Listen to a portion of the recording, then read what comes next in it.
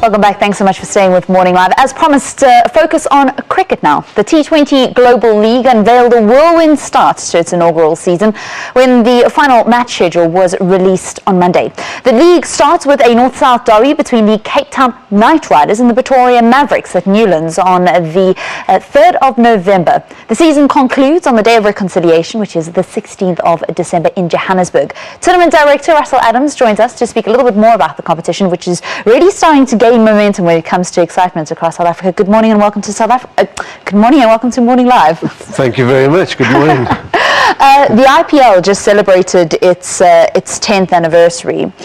So it's about time that South Africa has its own competition in that mould. Yes, and I think the South African public can be very proud of the fact that Cricket South Africa has taken the time to really evaluate everything and prepare in the way that they have to launch this fantastic event. I think it's going to be a fantastic experience, not just for the cricketers, but for the public that's going to be watching from not only in South Africa, but around the world as well. There is a debate about what it means to have a T20 League and how that translates to T20 international success. If we just take India, who set the mold for IPL and really kind of kick-started this T20 revolution, these Premier League, and we look at where they sit currently on the T20 World Rankings, they're only 5th. So it doesn't necessarily translate. No, but having said that, I think it's an absolutely great opportunity for young cricketers and past experienced players, to get onto that kind of stage.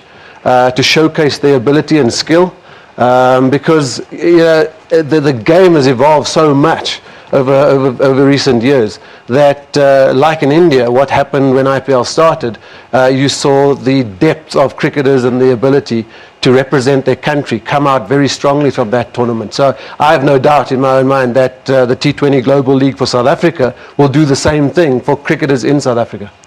I mean, just the kind of money that we saw splashed out during the past weekend's draft, over 93 million rand. For our cricket players in South Africa, you've just gone from zero to hero in overnight, basically. Yeah, unreal. I wish I was 30 years younger. But yeah, I mean, I think that's a great opportunity for professional cricketers and for any kids out there that are aspiring to become professional cricketers. Yes, you've got to work extremely hard to earn that kind of money, but at the same time, it's about, again, your ability and skill to be able to play that format of the game. So owners and coaches, and there are a lot of really well-known coaches involved in this T20 Global League, are looking for special talents, and South Africa's got a wealth of that. We saw some notable players actually being left out, though, Stephen Cook and Richard Lever amongst them.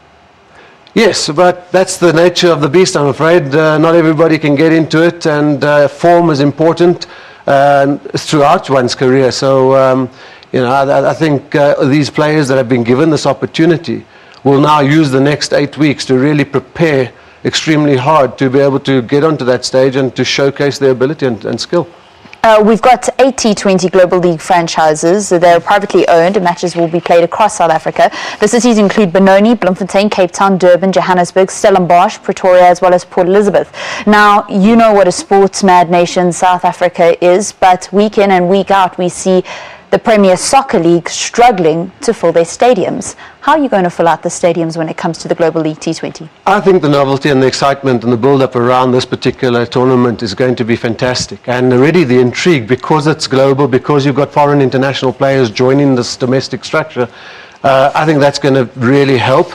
And I think people will come out because it's summertime in South Africa. Where else would you want to be other than a cricket stadium? And 8 fantastic cricket stadiums around the country. And let's not forget, so it's not new to South Africa. We've hosted fantastic events in the past, world-class events, the 2003 World Cup, the 2007 T20 World Cup, the Champions League.